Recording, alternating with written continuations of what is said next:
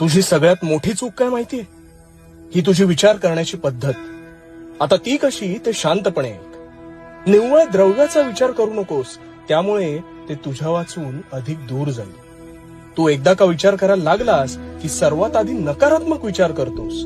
ती गोष्ट अथवा हाती घेतलेलं काम हे का साध्य होऊ शकत नाही याची समीकरणं आखतोस आणि स्वतःच्या कार्यशक्तीवर विश्वास संपादन न करता नकारात्मक बाजूकडे झुकून त्या कामापासून नकळत लांब जातोस. आता हेच समीकरण आजपासून पूर्णपणे बदलायचं.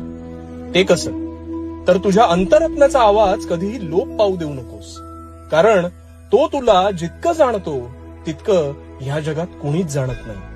त्यामुळे जर तू एखादे कार्य त्या आवाजाची साद ऐकून करशील तर त्यात नकारात्मक विचारांचे बीज पेरू नकोस. ती गोष्ट कितीही असाध्य भासत असली तरी तिला साध्य करण्याचे मार्ग आख आणि निरंतर मार्गक्रमण कर.